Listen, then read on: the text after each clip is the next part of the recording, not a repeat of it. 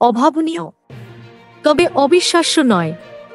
তবে যেভাবে রক্তচাপ বাড়ছিল তিন দলের, তা ভাষায় প্রকাশ করা যাবে না। বোর্ডে অল্প রান, বৃষ্টির জন্য বারবার বাধা, লিটন দাসের অনবদ্য ইনিংস, রশিদ খান, নবীন উল হক, নূর আহমেদের দুর্দান্ত বোলিং, খারাপ ফিল্ডিংয়ে চাপে পড়েছে আফগানিস্তান। শেষ অবধি ডিএলএসে ৮ রানে জয়। প্রথমবার বিশ্বকাপ সেমিফাইনালে আফগানিস্তান, শেষ চারে তাদের প্রতিপক্ষ দক্ষিণ আফ্রিকা। বিশ্বকাপ থেকে ছুটি হয়ে গেল অস্ট্রেলিয়ার। অষ্টম ওভারে মোহাম্মদ নবীর বলে তৌহিদ হৃদয়ের ক্যাচ ফসকান ফজলহক ফারুকী হাওয়ার জন্য চাপে পড়েন। পরের ডেলিভারিতে নূর আহমেদের ভুলে বাউন্ডারি, পরপর বাউন্ডারিতে ফের বাংলাদেশ শিবিরে আসার আলো। নবম ওভারে তৌহিদ হৃদয়কে ফেরান রশিদ খান।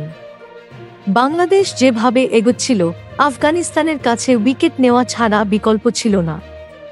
অবিশ্বাস্য রিভিউতে মাহমুদুল্লাহর উইকেট নেয় আফগানিস্তান। ইনিংসের ১১তম ওভার, পঞ্চম ডেলিভারি।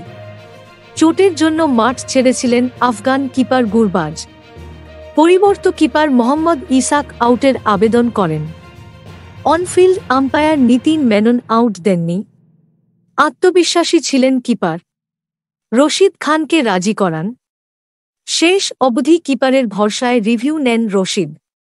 সেই সিদ্ধান্তই সঠিক প্রমাণ হয়।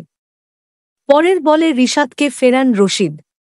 ডিএলএসে শেষ বাও বলে বাংলাদেশের লক্ষ্য দাঁড়ায় ১২ রান। লিটন দাস ক্রিজে থাকায় তাদের জয়ের সম্ভাবনাই বেশি ছিল।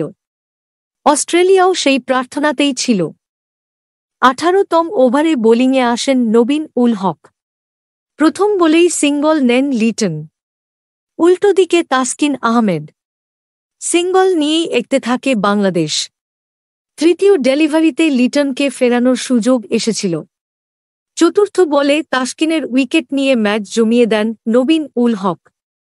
এরপরই ফের বৃষ্টি অবশ্য দীর্ঘস্থায়ী হয়নি। ক্রিজে মুস্তাফিজুর রহমান। ওভারের ২ বল বাকি।